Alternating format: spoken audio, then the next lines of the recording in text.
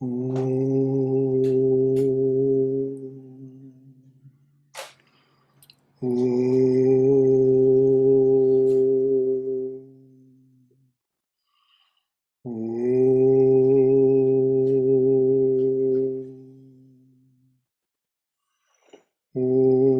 Sahana Bhavatu Sahano Bhunaktu Sahaviryam Kadavavahai Tejasvinavaditamastu Ma Vidvishavahai.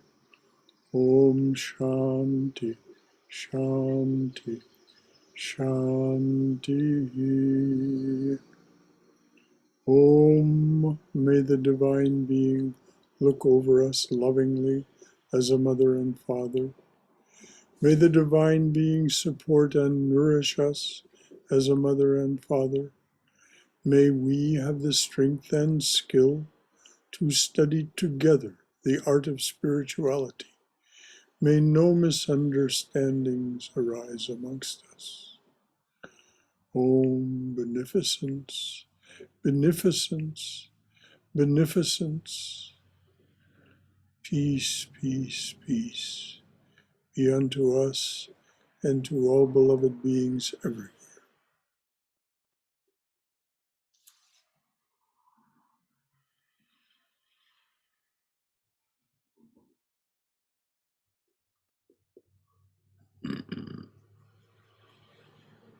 So there's another person. So we have a quorum. If you remember the Swami, well, let's introduce what we're doing. We're talking about Swami Vivekananda's collection of talks published as Jnana Yoga. We're talking about the last talk in that series called The Real and the Apparent Man. And if you will recall, we were talking about a metaphor of two wheels joined by an axle, the axle having been cut in two by spiritual practice.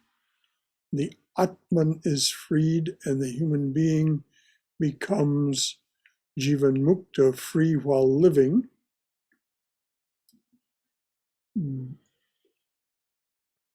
So before we begin, are there any questions or comments about what we've talked about so far? All right. So the Swami now is going to talk to us about, using the same metaphor, the other wheel. The two wheels cut apart by spiritual practice. One being the Atman is now free, but upon the other wheel, that of the body and mind, will be the momentum of its past acts. So it will live for some time until the momentum of past work is exhausted, until that momentum is worked away, and then the body and mind fall, and the soul becomes free. No more is there any going to heaven and coming back, nor even any going to the Brahma Loka, or to any of the highest of the spheres. For where is he to come from or to go to? Being omnipresent, that's the point. The Atman, the soul, is omnipresent. The man who has in this life attained to this state, for whom for a minute at least the ordinary vision of the world has changed, and the reality has been apparent, he is called the living free. This is the goal of the Vedantin, to attain freedom while living.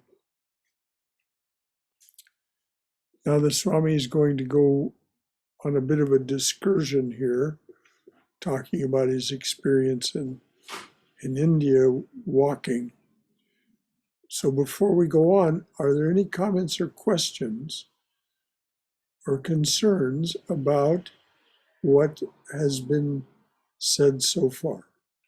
This business of the two wheels, one wheel, the Atman, the other the body and mind, they're cut apart by spiritual practice.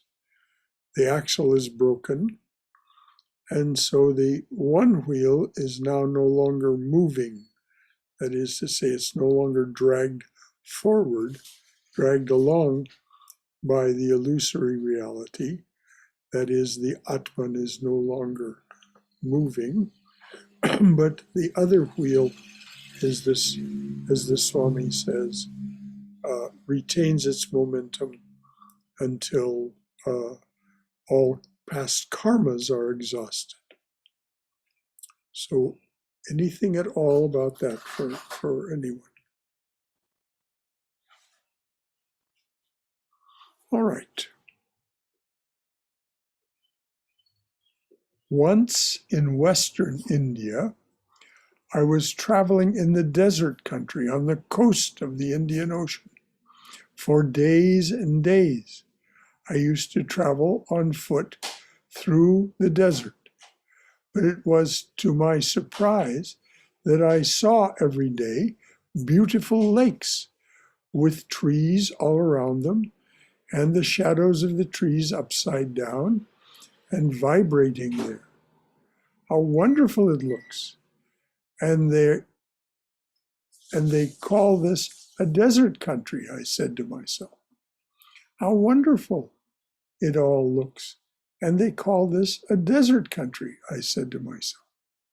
Nearly a month I traveled, seeing these wonderful lakes and trees and plants.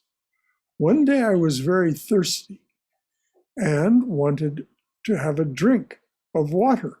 So I started to go to one of these clear, beautiful lakes. And as I approached, it vanished. And with a flash, it came to my brain, this is the mirage about which I have read all my life. And with that came also the idea that throughout the whole of this month, every day, I had been seeing the mirage and did not know it. The next morning, I began my march. There was again the lake, but with it came also the idea that it was the mirage and not a true lake.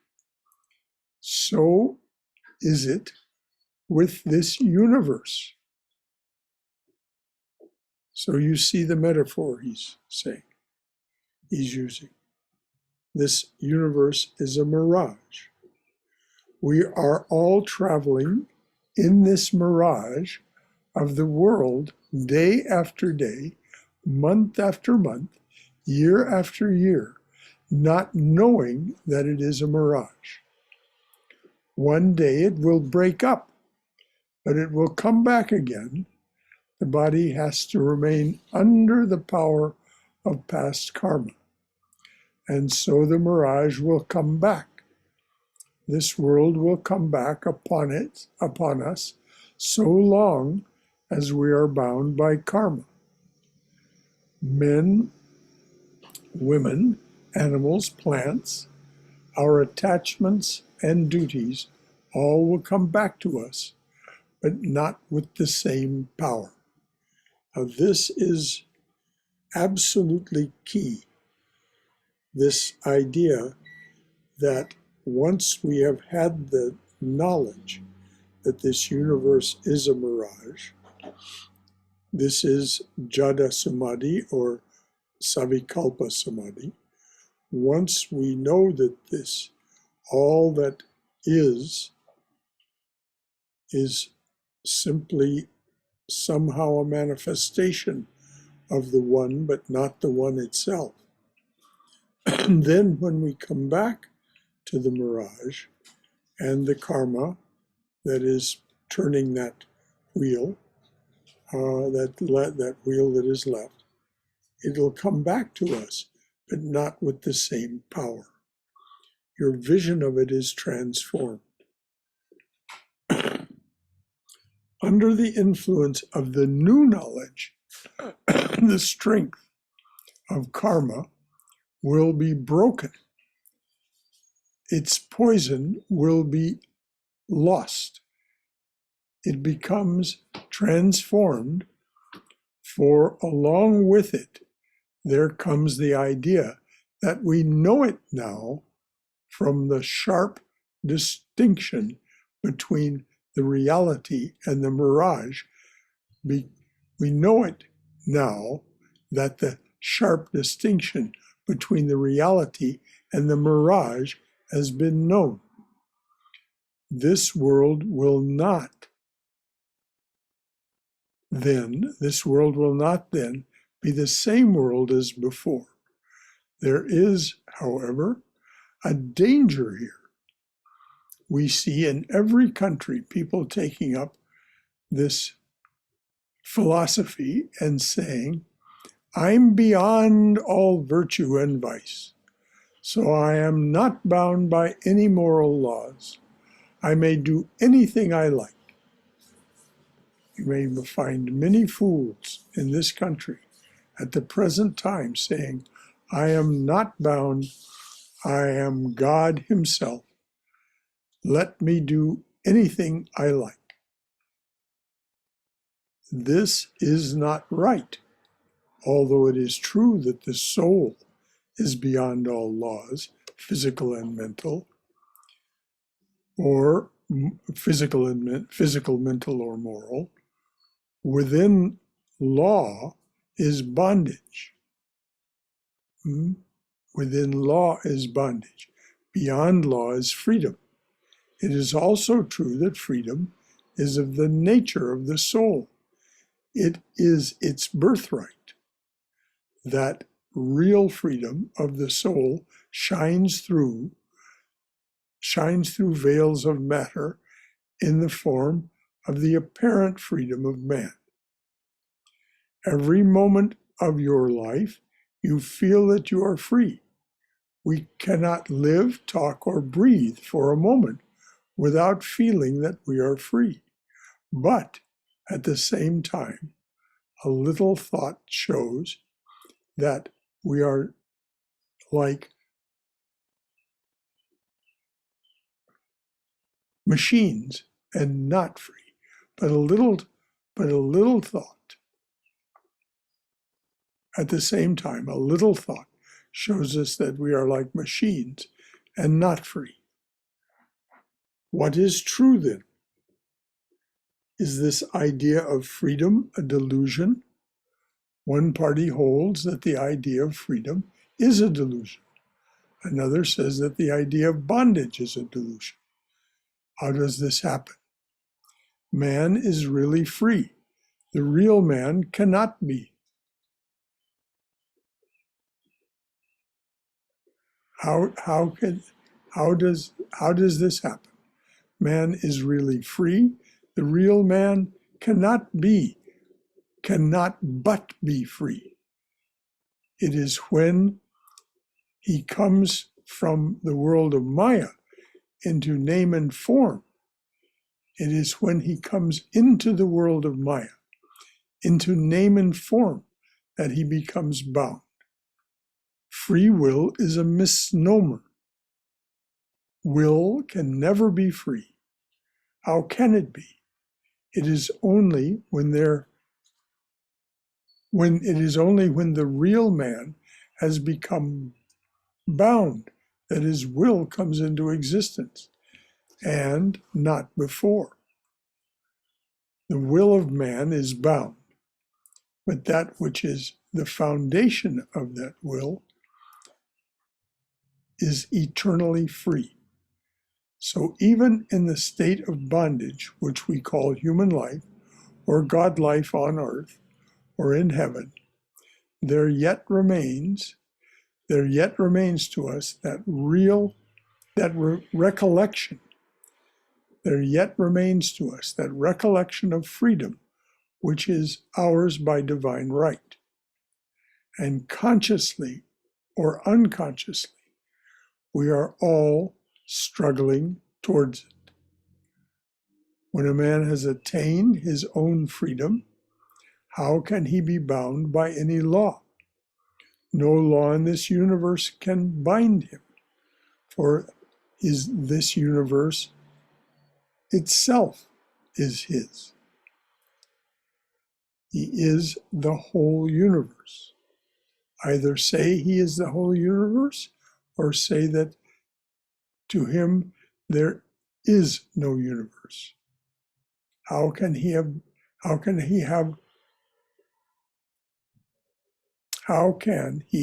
them all, these little ideas about sex and about country? How can he say, I am a man, I am a woman, I am a child? So before we go on, this has been a mouthful. Is there anything from anyone about this really very strong exhortation from Swami Vivekananda to this higher frame of reference, this higher way of thinking? Anything at all from anyone? It makes me think of what you were reading, Tukaram's cat. Right. We are, in fact, infinitely free, but we are landlocked in fur. Yep. We're landlocked in these forms. Right. But the seeing through that allows, at least while we're still landlocked in these bodies, to have those moments, just like Tukaram's cat, Yeah. where we remember how free we are. Exactly. And for those of you who don't know what Cindy's talking about, in the book Love Poems from God, there's a section of poems by the Indian poet Tukaram, who was a wild man. I mean, he was uncontained because he had the knowledge of his true original nature. And so he had conversations with cats and was completely oblivious to most of the social conventions of his time, though he was not a lawbreaker. Anything? Thank you, Cindy. Anything else from anyone about these startling ideas of the universe being a mirage? We are truly free, but not free to behave just as we please, as long as we're in the body-mind complex. That is a misunderstanding. So, anything further? I really like how Swamiji described the free will, that free is a way to be, and the moment we have a will, we become bondage to that will actually, and not stay free anymore. So Yes, and we eternally question. We have this compassion, this capacity to say, well, is it my will, or is it karma, or is it this, is it that, or the other thing? And so our left mind has a new toy. It has the toy of the will. And so, Yes, yes. Never thought of like free will even to be a bondage. yes, St. John of the Cross, the great Catholic saint, said, free will is a nursery rhyme for the infirm. Very true. Now I think about it, yes, it is. Yes. Yeah, I think repeatedly contemplating on this every time, I mean, at least for me, when I start planning and thinking, and I bring myself back, like, fine, go ahead, plan, do, but don't expect that the result is going to be this way. That Exactly. relieves a lot of the stress. Well, perfectly said, Swami. Yes, we cannot help but plan. We need to plan. We need to make our lists. We need to do, we need to look ahead. And, each month, toward the end of each month, a calendar is prepared here for the next month. But as last week's talk proved, sometimes that calendar just isn't going to work. There's more to be said about John Dobson's equations of Maya than fit into 1 week's talk. So we're having 2 weeks' talks instead of what was planned. But you're right, it relieves a lot of stress. It relieves a lot of stress when we understand that we're just doing our duty and not attached to the outcome. Thank you, Swayam. That was very appropriate. That statement that people say, a man proposes and God disposes. I Yes. don't quite like the implication of the disposes, unless it's taken in the meaning that he gives the disposition or the final answer. But sometimes disposes feels like he's just there to cut you off whatever you Oh, plan. well, yeah, we It's use the word disposes like we dispose of something. right. No, no, no, that's not what that means. You're absolutely right.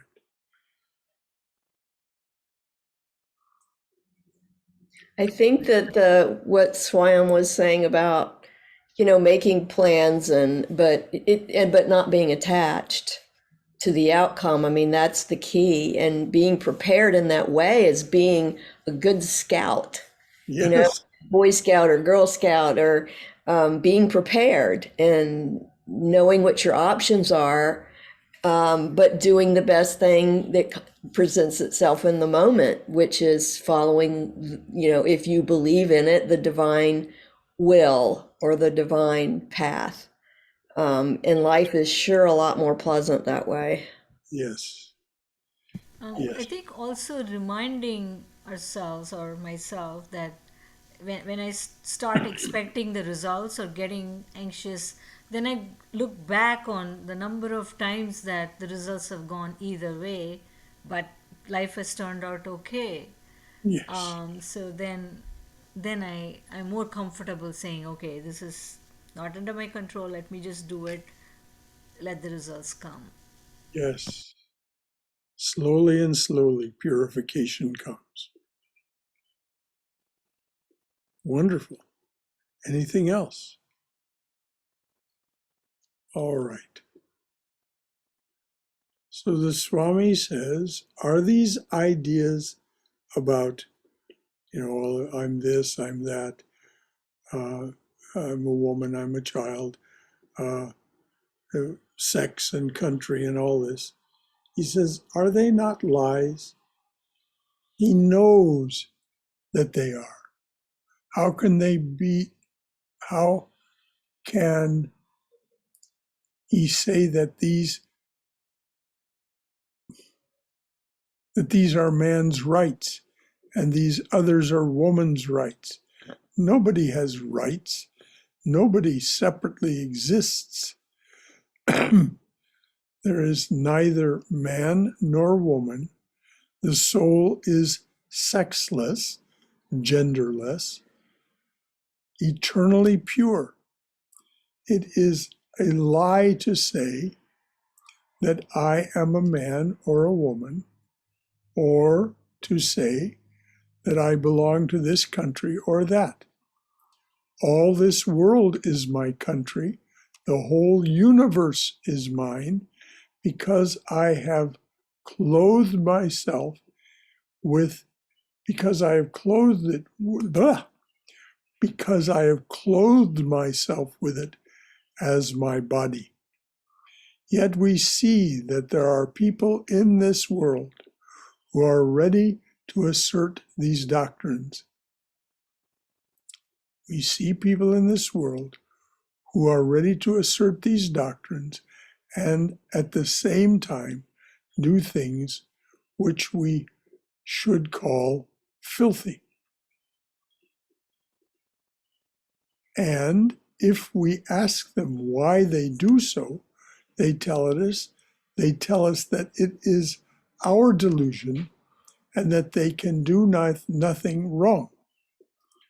What is the test by which they are to be judged? The test is here.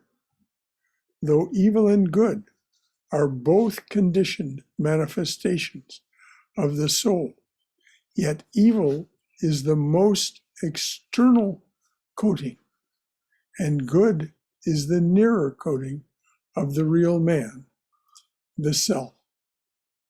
And unless a man cuts through the layer of evil, he cannot reach the layer of good. And unless he has passed through both layers of good and evil, he cannot reach the self. He who reaches the self, what remains attached to him? He who reaches the self, what remains attached to him? A little karma, a little bit of the momentum of past life, but it is all good momentum until the bad momentum is entirely worked out and past impurities are entirely burnt. It is impossible for any man to see and realize truth.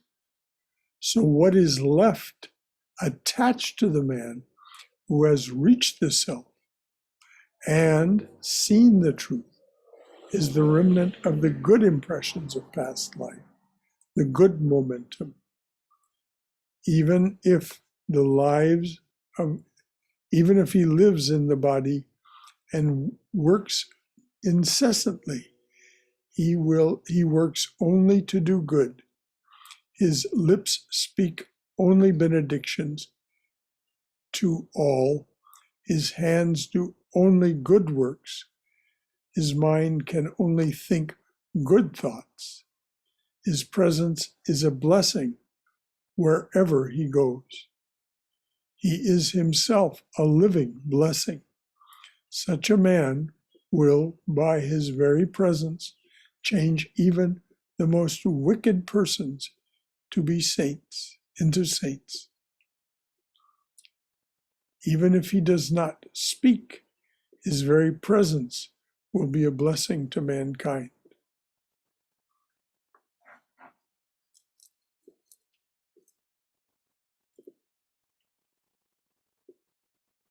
Any comments or questions about what the Swami has just said, about what happens when realization occurs?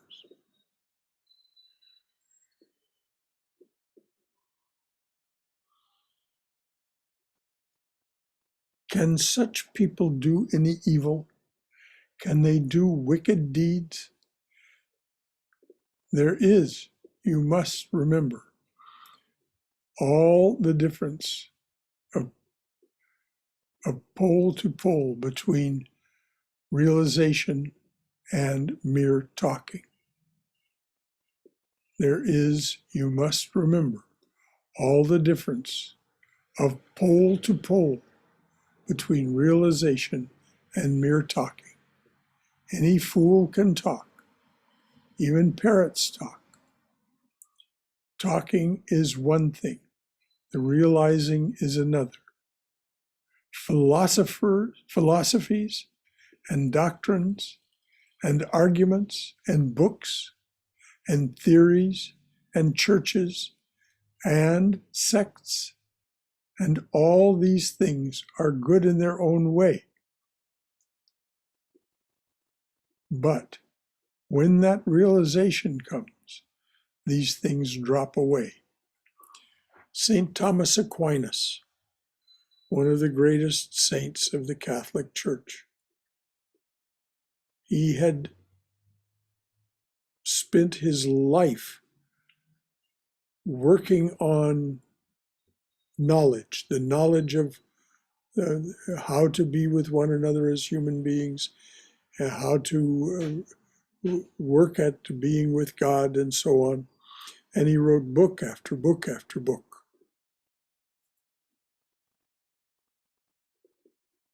At 4 months before he ended his life, before his life ended,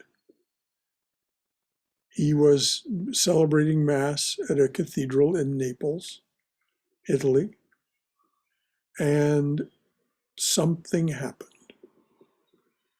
He had this full realization.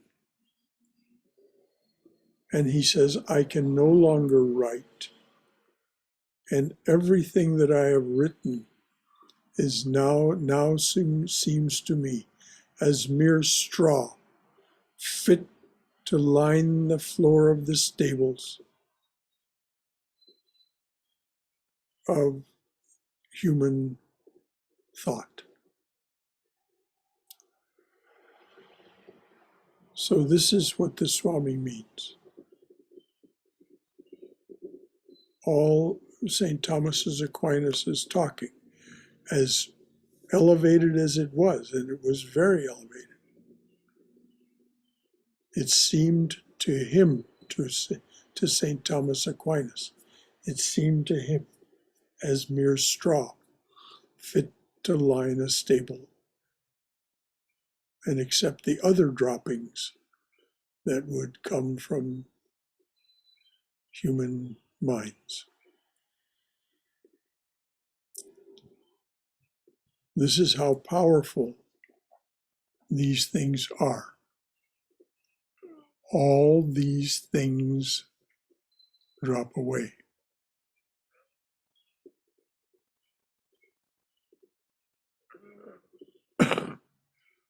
For instance, maps are good, but when you see the country itself and look again at the maps, what a great difference you find.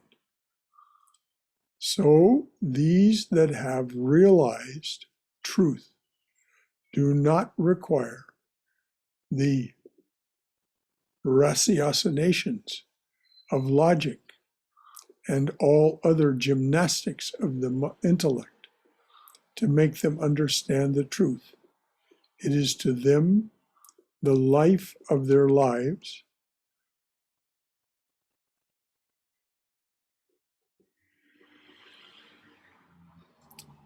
What is that word?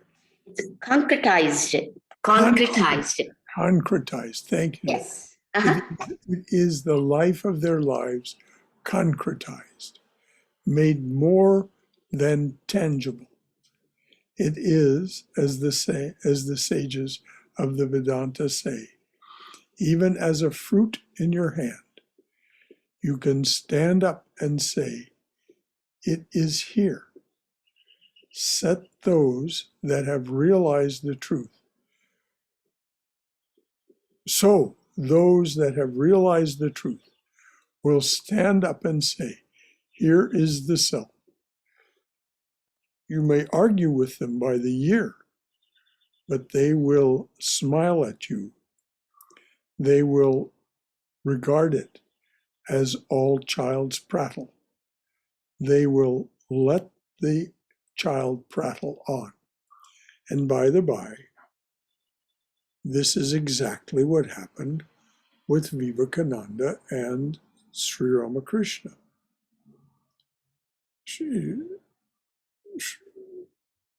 Vivekananda, as Narendranath Datta, came to Sri Ramakrishna. He was drawn to him. But he began to tell Sri Ramakrishna that all his realizations, his visions, what he was telling him was all hallucinations and crazy talk. Well, Sri Ramakrishna regarded it as child's prattle and let that child prattle on. He did not take offense. They have realized the truth and are is that full? Yes, are full. Suppose you have seen a country and another man comes to you and tries to argue with you that that country never existed.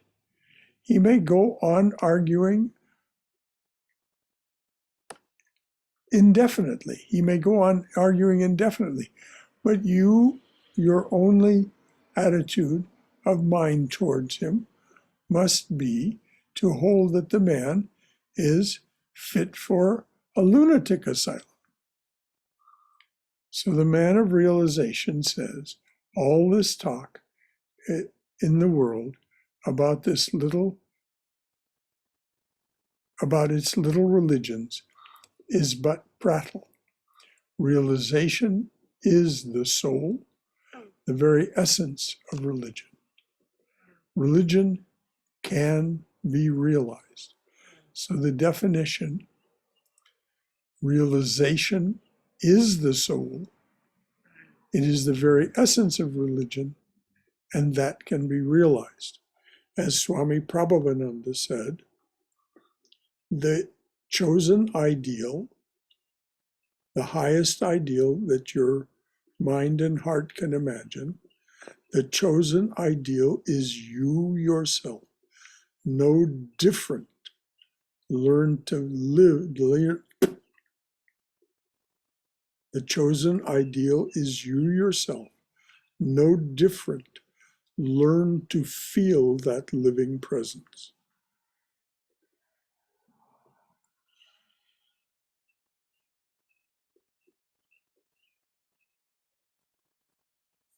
Any comments or questions from anyone? Anything at all? What does this call forth?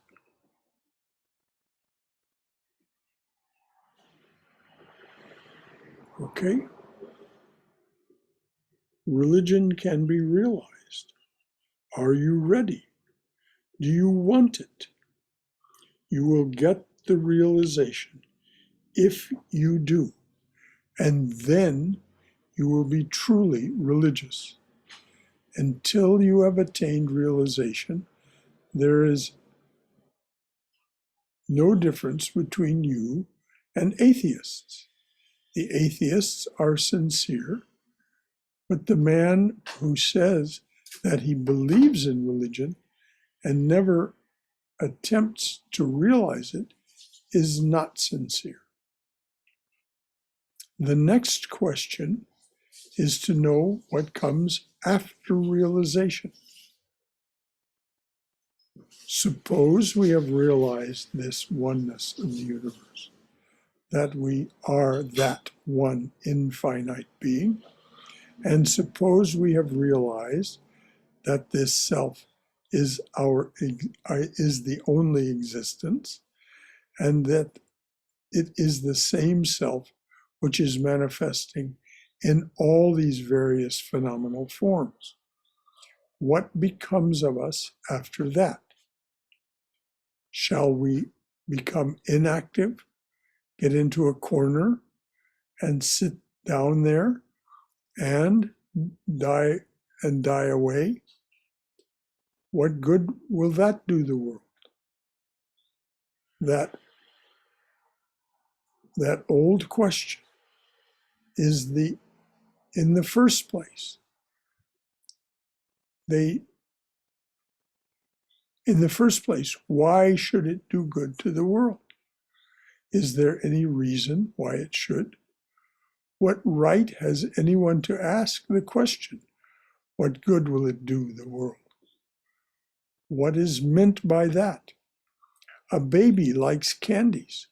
Suppose you are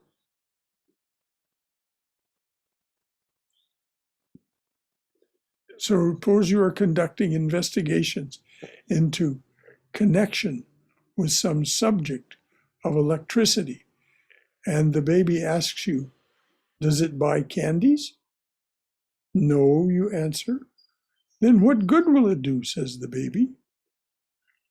So men stand up and say, what good will this do to the world?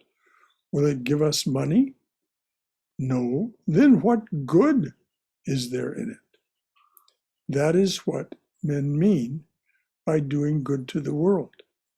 Yet religious realization does all the good to the world. People are afraid that when they attain to it, when they realize that there is but one, the fountains of love will be dried up, that everything in life will go away, and that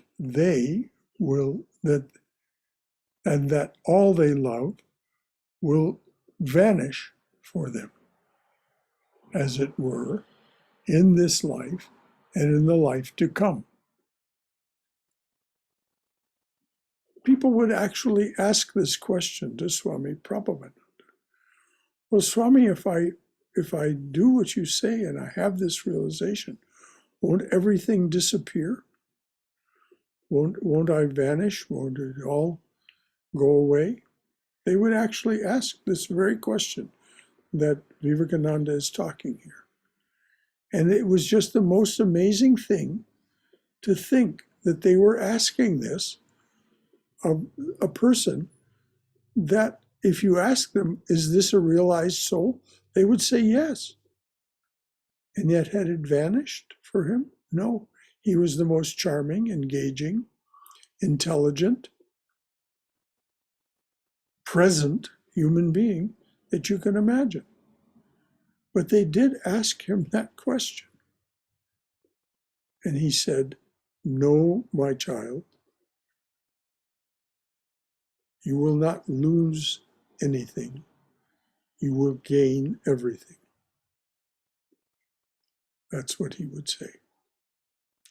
No, you will not lose anything. You will gain everything.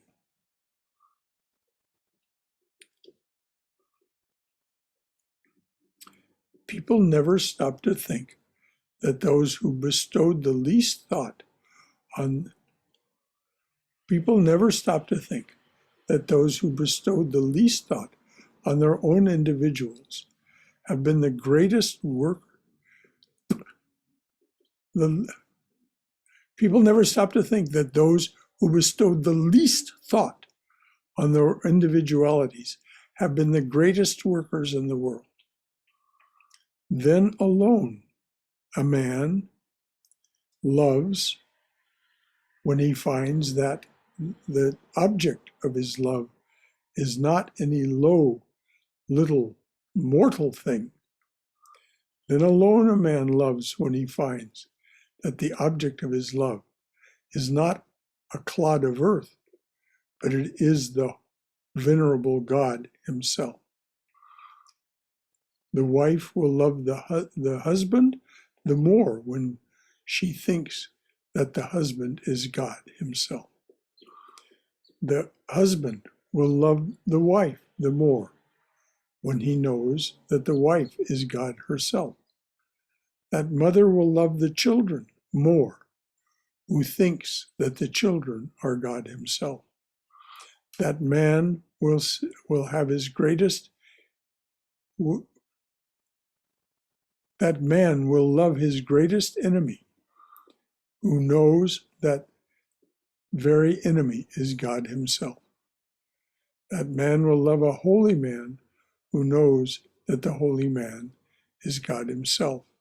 And that very man will also love the unholiest of men because he knows the background of that unholiest of men is even he, the Lord.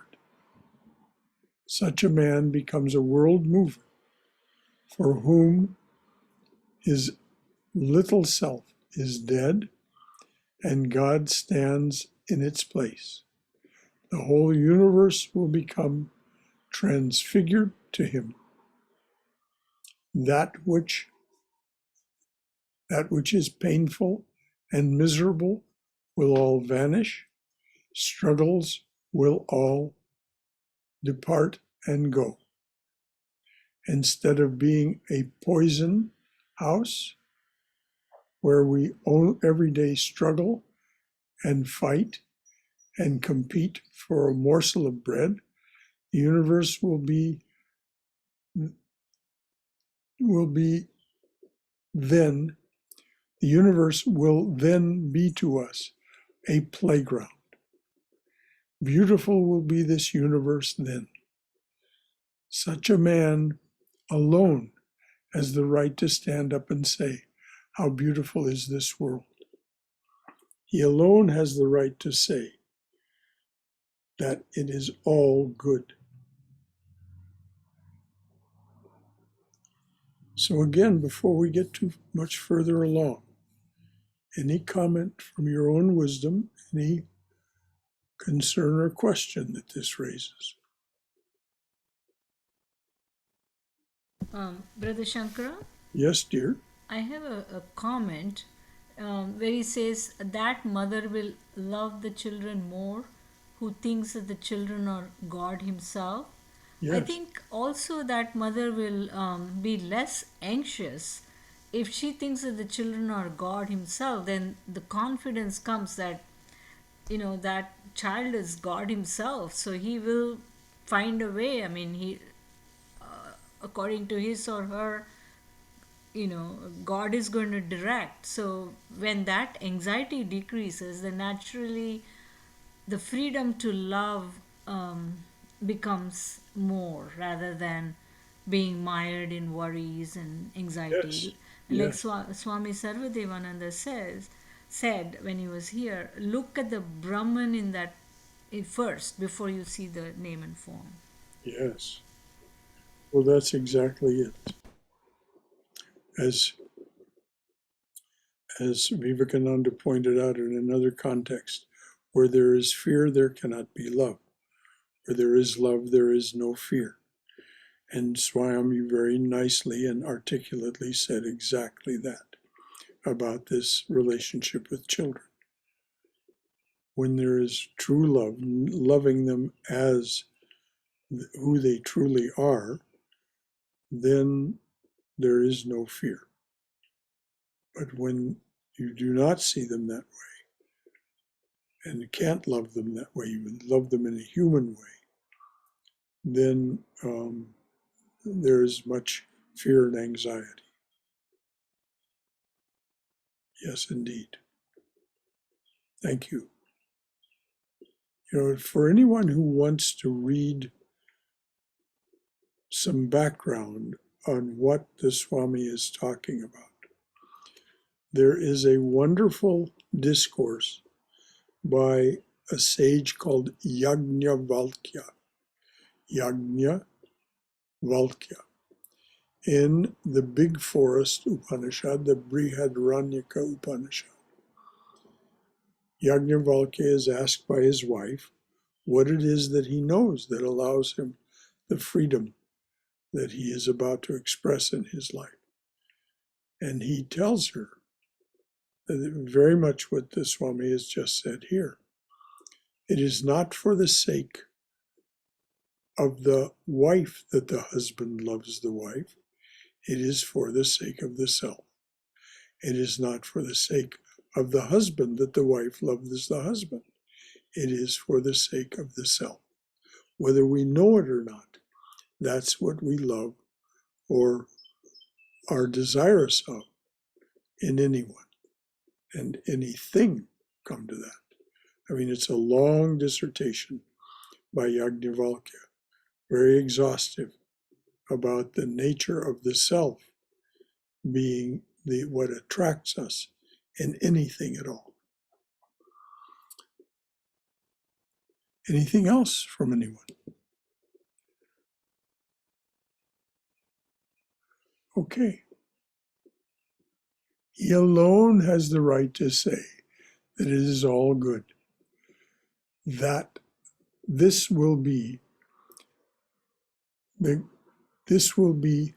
great good to the world resulting from such realization, that instead of this world going on with its friction and clashing, if all mankind today realize only a bit of this great truth, the aspect of the whole world will be changed. And in place of fighting and quarreling, there would be a reign of peace. Now, I don't know if you all remember, but when Maharishi Mahesh Yogi came to the West, this was his attempt. Of course, like these attempts, it was an attempt in this time of the Kali Yuga. And so it didn't seem to succeed as he articulated it. But who knows what the world and our experience of the world would have been like if he hadn't done what he did. Because it was a titanic effort to get everybody to, as the Swami said, realize just a little bit of this great truth. I know because I took the Maharishi's mantra in 1967 and studied with them for a while. And that was what they were trying to do, to get millions of people chanting this mantra that they would give you and realizing a little bit of the truth that comes from chanting a mantra of that kind. So the Swami is not just imagining here. There are those who have tried it. And as I said, who knows what the world would have been like had the Maharishi not made that effort. And others, many others as well, in their own ways. Any comments or questions from anyone?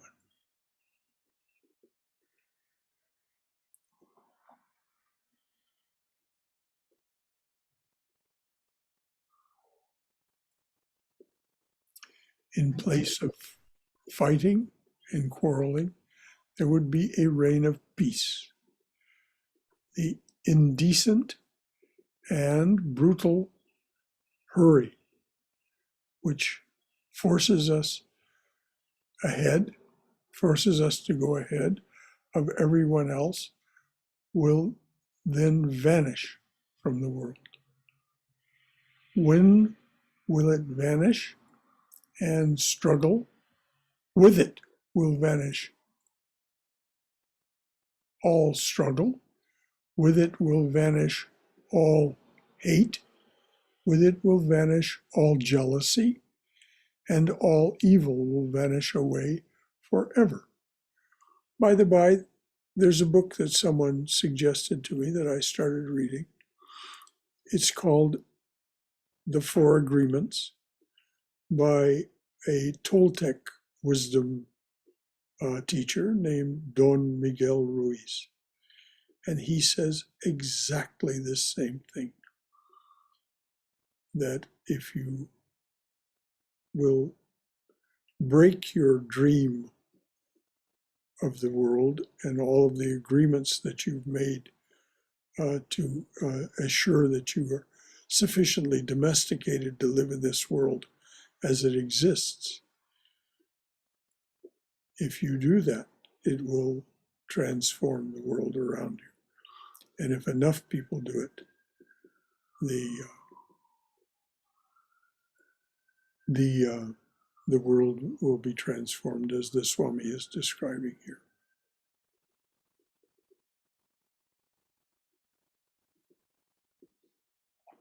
Don Miguel Ruiz, R-U-I-Z, Don Miguel Ruiz, The Four Agreements.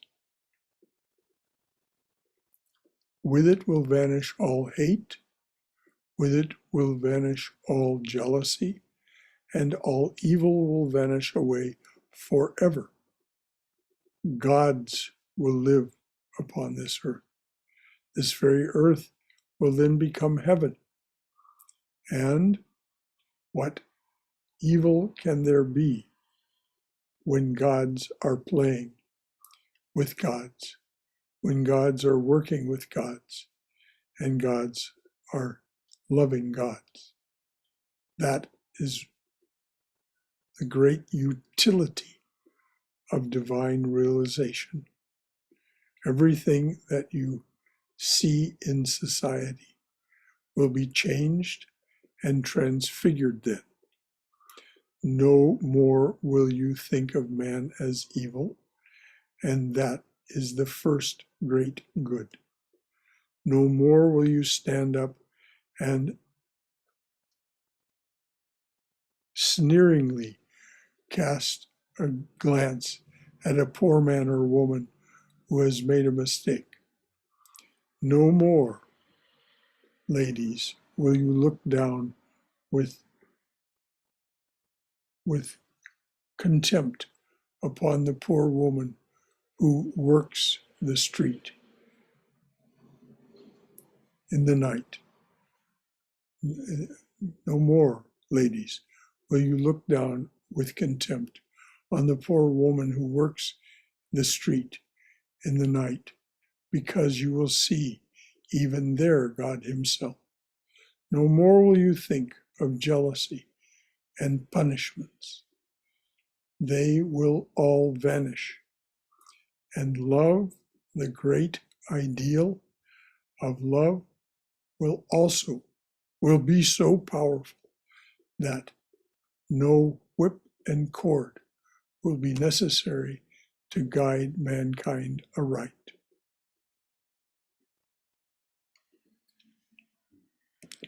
Okay, there's just a few minutes left. Is there anything that anyone would like to say about this possibility that the Swami is putting forward?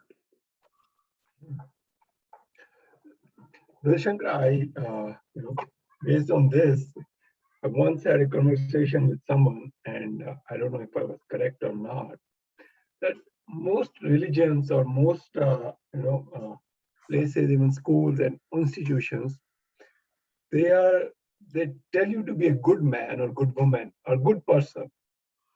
And that really, I think is, I was thinking it does a lot of damage, because then you to be good, there has to be somebody bad, or something has to be bad, because you are judging it as good. And you are in a paradigm of judging what is good versus what is bad.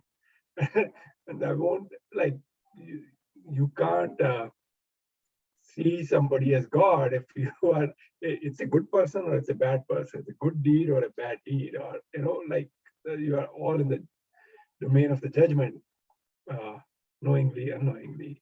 And yes, and the Swami says, yes, it is better to be a good person than a bad person.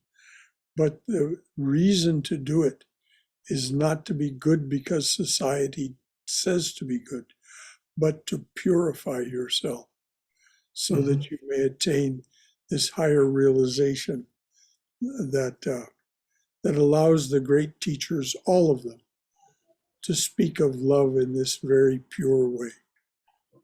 The power of love. Love thy neighbor as thyself. If someone slaps you on the left cheek, turn the right cheek. If they ask you for your coat, run after them and give them your cloak also.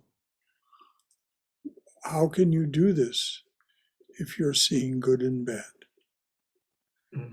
So you're absolutely right, Somesh. But, we live in a society that has to go forward.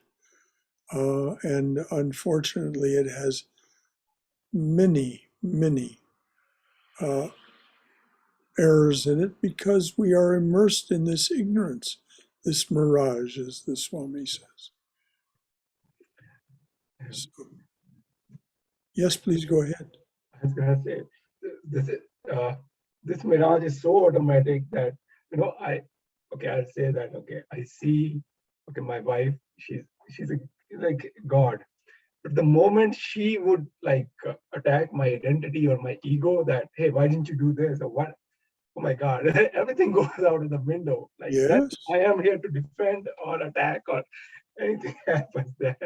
So yes, it's true so much. It is and all of us can look back on the past of our lives and see many of these mistakes that we've made. So yeah, then what do? We hold this ideal that the Swami is giving us in our minds. At the same time, we say, okay, this is who I have been. This is the way I have acted. This is the way I have thought. But then we go forward with this other thought in mind also. And slowly we replace all of this way of thinking, speaking, and acting with the higher. And it is a process. There is no way around it. It is a re-education of our nerves. yeah. So don't feel bad about yourself because you still have these reactions. No, this is absolutely as natural as it can be. But this is the difference between the ordinary person who simply reacts and the person, the spiritual aspirant, who is able to hold two thoughts in mind simultaneously. The reality as it's being lived and the ideal, and slowly move toward the ideal by comparing. Now, was that, what I just did, was that productive anyway, in any way? No. So what do I replace that with? I replace this with this more productive way of thinking that will allow me to react or act in a more productive way. Thank you for being so honest and sincere, Sumesh, about who you are. It's very sweet. Thank you, Brother Shankara. Anyone else, dears? Brother Shankara, Yes, dear. I wanted to share a couple of, I guess, examples of recently that sent me into a contemplation mode.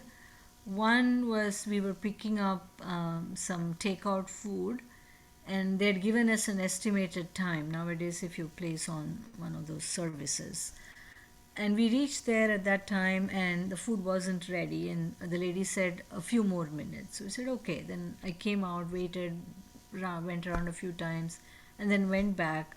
It was still not ready, and the lady said, oh, I'm so sorry, we are short staffed. And she showed me the stack of other orders, and so I said, I'm okay, fine, I'll come back. And then she told me that, see that lady over there, she is bitching at me. So, I mean, I didn't say anything. I said, I'm sorry, and then I'll come back. And I walked out. And my first thing was to judge that lady as why is she, bitching if she knows that they're short staffed and, all that. And if she's that hungry, she can go cook herself. And so it was my judgment. But when I was sitting in the car, I saw that she went and picked up food from another restaurant nearby. Then it struck me, oh, maybe she's one of those delivering for these food delivery and she's under pressure from somewhere else. Yes. That company or whatever, the customer. So Yes. that's why she was behaving like that. So then I said, okay, what if I were in her shoes, what could I do so that I won't get agitated? That led me to, thinking, okay, just say that this is God's plan and today it may not work out. I may get less orders or not make as much money. Tomorrow it'll come and, kind of like give it. And that would be one way to, I guess, calm myself down. That was one example. The other example was today, during conversation, my husband, made some remark that I wasn't too happy with. But then instead of fighting back, I said, you know, that's was the way, his at that time his frustration or his perception was, because otherwise I thought of all the good things, and I said, let me just let it go. I mean, let me accept that that particular thing was the way he was thinking, and he will come out of it next moment. And there was no argument, and everything Good. was. Oh, that's sweet. That's good. And it is this that is meant by purification. It's not some mystical idea. It's a very practical moment to moment thing where we manifest the higher in ourselves rather than the lower. And slowly, we leave behind the lower and manifest more and more of the higher, which is why Swami Swahananda would say over and over, the only true measure of spiritual progress is change in behavior.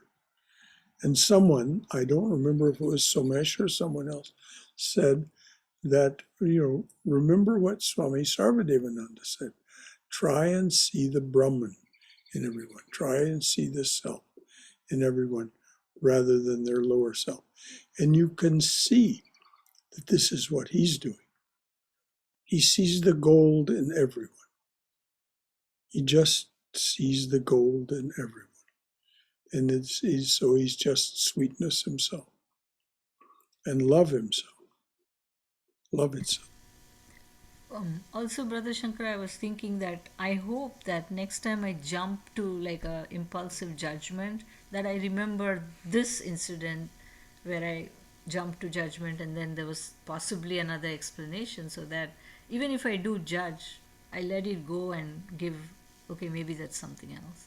Yes, and by all means, don't beat yourself up for the fact that you still have these samskaras that manifest themselves.